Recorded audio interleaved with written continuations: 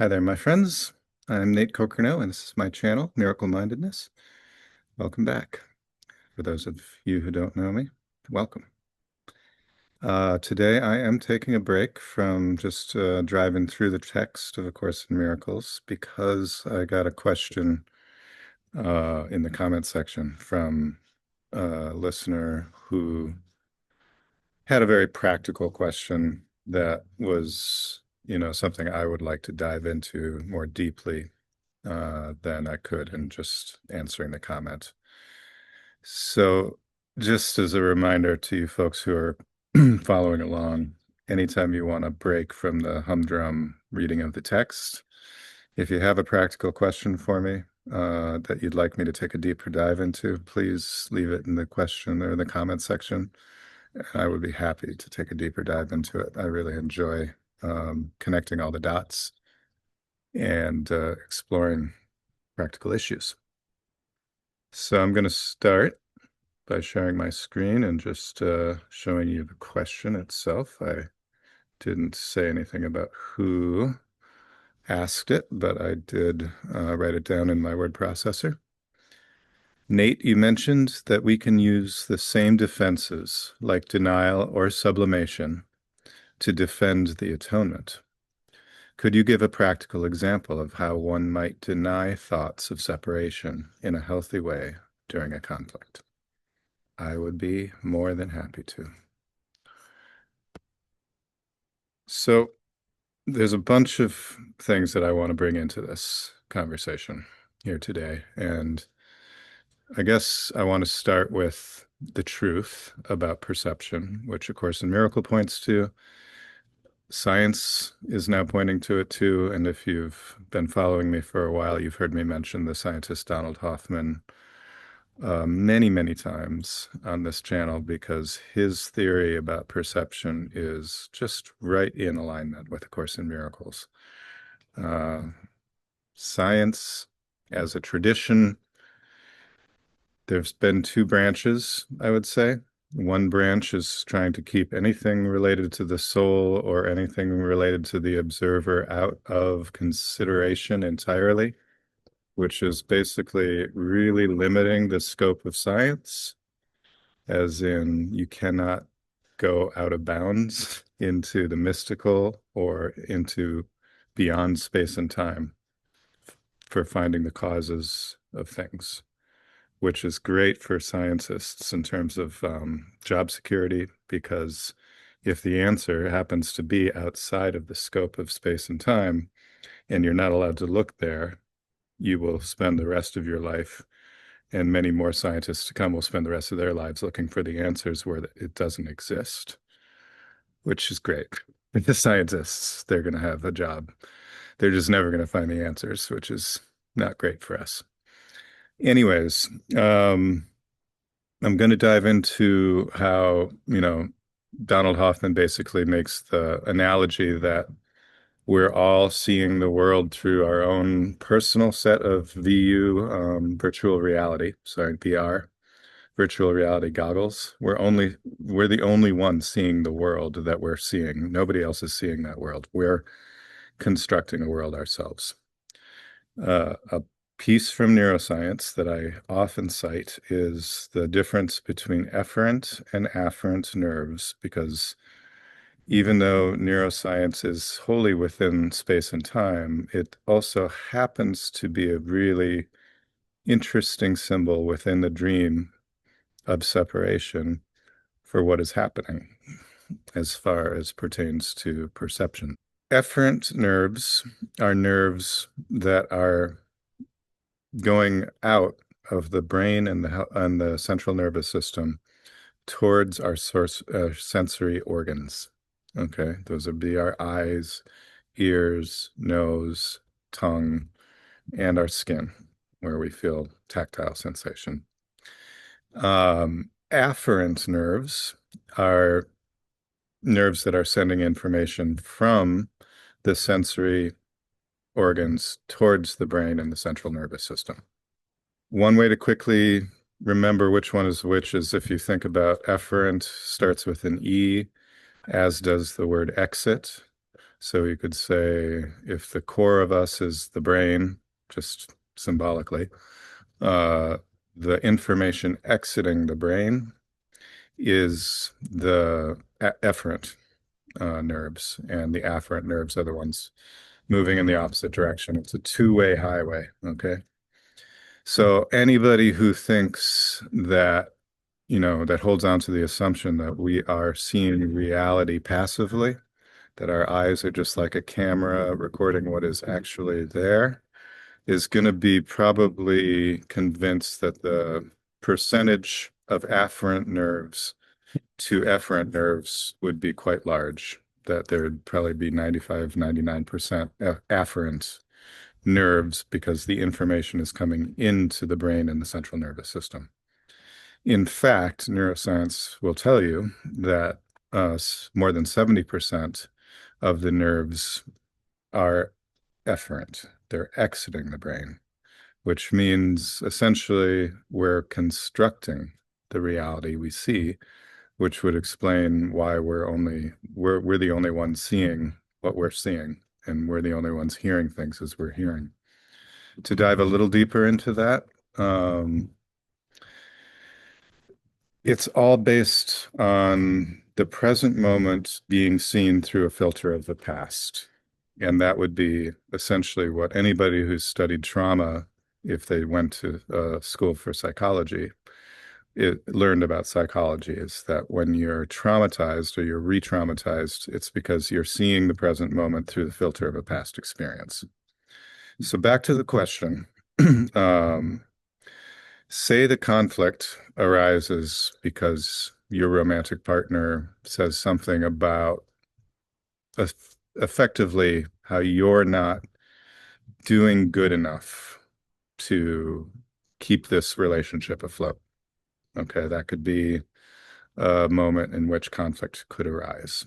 Now, suppose, and this is just hypothetical, I'm using a totally hypothetical uh, experience here, but say you had a father or a mother who was constantly criticizing you for not being good enough, and you have been basically exhausting yourself as a people pleaser for decades now, trying to be good enough, trying to be perfect, show up perfectly for everyone.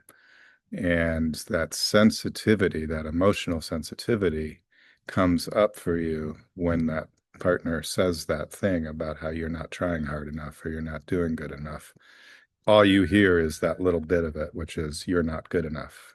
Okay, which of course strikes the limbic system, the emotional part of our brain, into fight or flight. Uh, Usually fight, which is what an argument is we just start attacking and counterattacking each other. And it's all because of the sensitivity to that story that has been unconscious in you, which you prefer to keep unconscious because it's hard to live with yourself in your day-to-day goings on if you believe you're not good enough, right? So that's what the unconscious mind is for, is to store all the things that we don't want to look at. But somebody, some bastard, just brought it back into our conscious mind by saying that thing. And now we're suddenly emotionally escalated and ready to fight. Okay. So that is very important. And A Course in Miracles does back that up. It says very clearly, time and time again, perception is projection. We construct the reality. We also construct our identity. All of those things are just constructions of the mind. They're not actual things, either reality or our identity, our personal identity. So I guess where I want to go next is to another quote from A Course in Miracles. I'm going to just share it on the screen instead of do my usual habit of having it scroll in front of some pretty landscape. Quote from Chapter 5, Section 2, The Atonement. and the separation began at the same time. When you made the ego, God placed in you the call of joy. This call is so strong that the ego always dissolves at its sound. That is why you can choose to listen to two voices within you. One you made yourself, and that one is not of God, but the other is given you by God, who asks you only to listen to it. The Holy Spirit is in you in a very literal sense. He is the voice that calls you back to where you were before and will be again. So the key line here is one of these voices you made yourself. That would be the ego. You could think of it as a little devil sitting on your left shoulder. And I'm just using left shoulder because that means you're not in your right mind when you're listening to the ego. And that one is not of God. So you made it yourself, which means you have the power to unmake it. Anything that is of God, you don't have the power to unmake, just like you can't really unmake who you truly are, which is the one innocent, perfect Son of God. That is the truth about you, and you can't undo that. And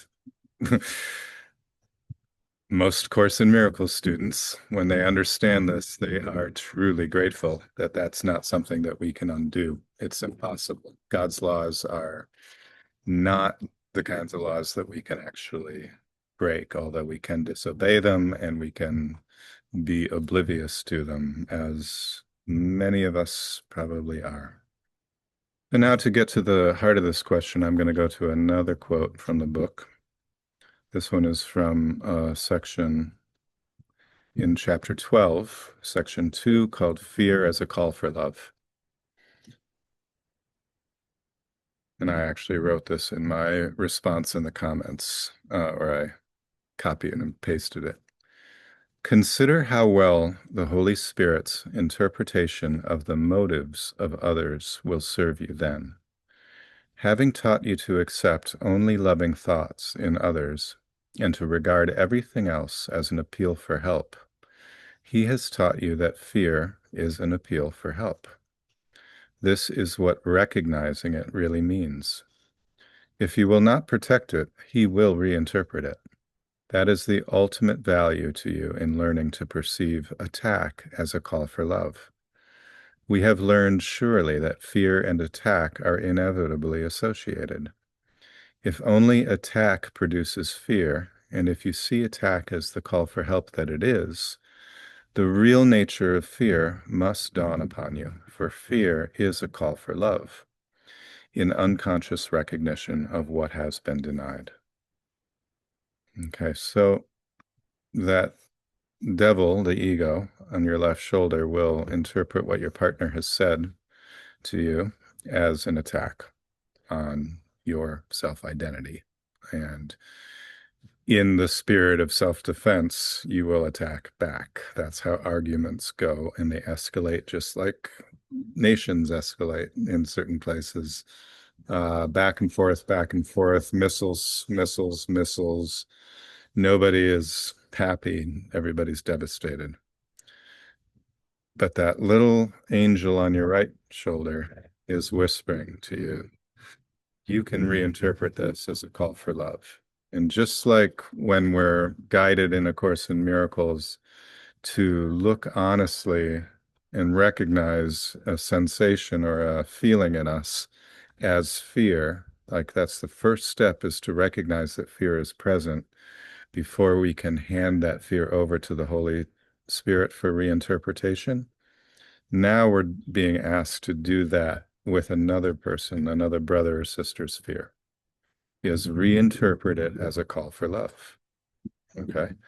And so we've all been escalated at some time, and we all recognize it is a fear response. It is a truly like feeling threatened response. That's what emotional escalation is, abstractly. And so just because I wanted to touch on both of the defenses that the person who asked the question brought up, they brought up denial and they brought up sublimation. we could really think of this as the capacity for grace. I've learned this as a therapist for the last 6 years, how I can just recognize when somebody is complaining about their enemy or some nemesis of theirs, how they're in a fearful spot. And countering that with more fear is not going to help. It's time to turn it around and meet it with grace and understanding, since, and it's, the grace is easy when you remember that you yourself have been escalated in the past and have wanted the same exact reassurance that you're loved, that you are love, and that everything is okay. So really, it's taking the pause, practically speaking, so that the limbic doesn't run into its automatic response of self-defense, which will be uh, interpreted by your partner or the person across the table from you as an attack on them. You're taking a pause instead and listening to the guidance of your higher self or the Holy Spirit, which will remind you that this is actually a call for love, that this person who is speaking at you right now is in fear. They're in a state of fear. If you want the conflict to subside back into harmony, you need to listen to that other voice, that much quieter voice in you, the right side, the right mind. And I know on your screens, this would be my right mind, but it's actually not. This is my left mind. Um, excuse me. So it's the remembering to do that.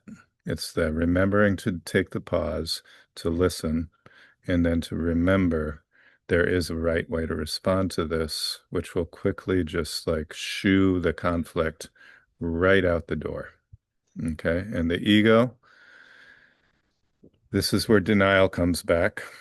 The ego will be shouting at you. You are being a doormat if you meet this person's attack with love. It's just like, when you get deeply enough into A Course in Miracles, you literally are walking through the world with rose-colored glasses, and people will often criticize you for just being blissfully naive, blissfully arrogant of all of the tragedies and all the horrors that are going on around you. And they'll probably tell you you should be really angry and frightened, and you're like, yeah, except that I would prefer this other feeling of being in grace and being in joy and being in peace. And I don't think that I add anything to the conflict when I do that.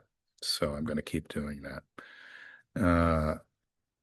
There is a difference between meeting someone with love and being a doormat, because essentially being a doormat can effectively mean that you are forsaking the truth in yourself at that moment, in preference for being accepted by the other person, which is really just a substitute for what we really want, which is being loved by God, which we already are. We don't need to do anything to be loved by God. That's one of God's laws. We get that as just essential part of our being here in the first place. So sublimation is very similar to grace. And you will notice, if you can do this, that the conflict will disappear and the harmony will return probably tenfold from what it was before the negative interaction started. There's true healing in those moments when we remember to take that pause. And then the most practical thing that I want to share with you is that all takes a lot of practice, and you're going to mess up many, many, many, many times, as I have, as you are trying to remember to meet calls of love with love, calls for love with love. And this is another opportunity to give yourself forgiveness. Okay, there is no benefit to going into guilt or shame when you don't rise to the occasion. That is only going to exacerbate it and keep the negative feedback loop rolling along. Okay. So I still do it with my kid, where sometimes I forget and react rather than respond with love. Okay. But in hindsight, every time I do that, I quickly remind myself I'm still the son of God, perfect, like God made me. And so is he. And my being hard on myself isn't going to make me a better learner of this stuff. I just need to forgive myself for the mistake that I made. It was not a sin. It was not punishable by death or by anything else. It was just a mistake to learn from.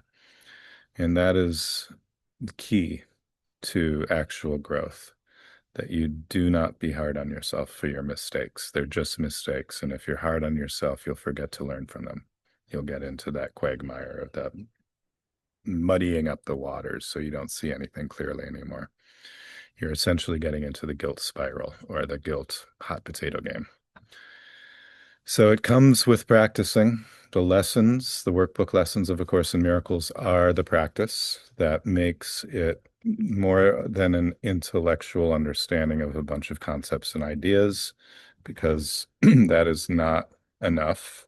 The text would have just been a standalone text if that was enough to have this intellectual understanding. The practice, the workbook practice, is how we commit it to felt sense, emotional, higher vibration all the time. And also, you could say, we commit it to the memory, the muscle memory of, well, I'm going to take this pause and reconsider my initial interpretation of what this person said. And the reason I'm misinterpreting what they said is simply because I'm seeing this moment through the filter of a past experience that was very defeating to my self-identity. And I'm not seeing it for what it is, as a call for love. So I hope that that answers the question sufficiently. And that's about all I have for you today. Wonderful of you all to be here with me until the end. And please like and subscribe and hit the little bell in the top right corner there to hype this video and get it out to more people. We really need more love in the world today. And those of us who embrace that love are going to thrive even in this difficult times that we're headed into right now as a collective. Have a wonderful day, full of blessings and miracles, and I will see you next time. Bye for now.